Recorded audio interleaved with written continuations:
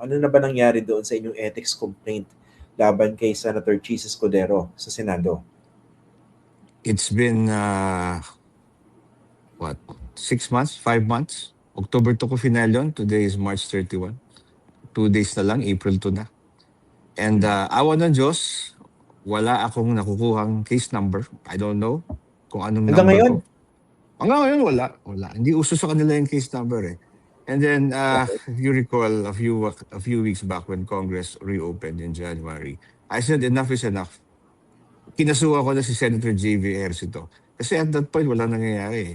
Lahat ng mga follow-ups ko, isang dangkal na nga eh. Ang dami ng pinafile ko, walang sagot. So I filed a case against J.V. Ejercito for gross negligence and inaction on this matter. And lo and behold, after I filed the case, biglang nagkaroon sila ng action. All of a sudden, 1 week after, nagkaroon sila ng hearing, naging privilege speech. Tapos, the other day, nagkaroon daw sila ng kwarto sa Senate. Ganun ba kakunti ang kwarto sa Senate? At nung nagkaroon ng kwarto, nagkaroon ng hearing at na-distribute niya yung rules. And just recently, they said they're discussing case number 1 next week in the next hearing. Ganun pa rin. I guess, wala nangyayari. Hindi niya sinasabi. Hindi, that's not my case. Sabi niya, case number 5 ka, si Ron. Okay, case number 5 ako. Pero ilagay mo naman, sino ba yung 1, 2, 3, 4, 5? Di ba? Kailan ba ito mangyayari? Wala eh.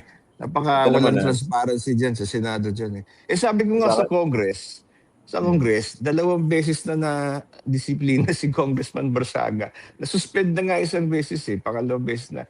Tapos na agad. Yung sa akin, case number wala pa. Kahit yung number 1, hindi pa rin nag-umpisa eh. Bakit ganun? Pero, attorney, ito naman, not to sound too pessimistic or even cynical, nagulat pa ba kayo? Very political yung proseso na yan. I understand, no? Yung talagang lahat ng puntong binanggit ninyo. Ideally, dapat ganyan. Mabilis yung pagkilos at meron disposition doon sa reklamo inyo inhihain. Pero we're talking here of politicians and we're not talking here of just an ordinary politician. Chis Escudero yan. Did you honestly believe na kikilos o at least kikilos o mabilis yung kanyang mga colleagues? Well, to begin with, I knew when I entered this process, I will be up against politicians who are untrained in the judicial way. Ito mo yan, nung pag-file ko ng kaso kay Escudero, bati pa ng happy birthday to si JBR. In fact, sabi ko sa kanya, dapat head siya ng happy birthday committee ng Senado eh. That's all he does eh.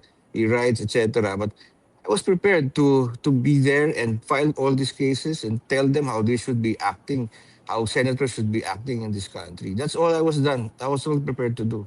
If I have to do all of this, and even if I have to lose, it doesn't matter. As long as I teach them that this is the proper way for a senator to act. Yun na rin yun. Kumbaga, the winning it is already a bonus, but showing them how to do it, that's already the win for me. Okay. You also had the message you also wanted to send a message to the message is important. I always say in interviews with the past, the Senate is not just 24 senators. The Republic is the 25th senator. Because we're part of this process, we elect them. So we should be joining the discussion. And that's why I've always been active in the Senate. I filed another case against the Senate, but that's another point. But that point is, all I'm saying is, kasama kami dyan at hindi namin kayo titigilan kayo mga senador kayo pag hindi kayo tumino. Okay. Inisip ko kasi dati, no? Baka naman inintay nila yung magiging disposition doon sa kaso dyan sa COMELEC bago sila kumilos, di ba? Dahil nakakuha ng favorable decision si Chis Escudero dyan sa COMELEC, naisip ko, baka naman ito inintay ng mga senador para magkaroon sila ng dahilan. Para ilang beses na pinahiwatig ni JV Ejercito yan eh. Napakatalinong tao niyan eh. Nung pinal ko yung kaso, tapos umakto yung COMELEC. Ang unang sabi niyang comment, ginagawa naman ng COMELEC yan, di ba? Parang sinasabi niya, pabayaan naman lang yung COMELEC.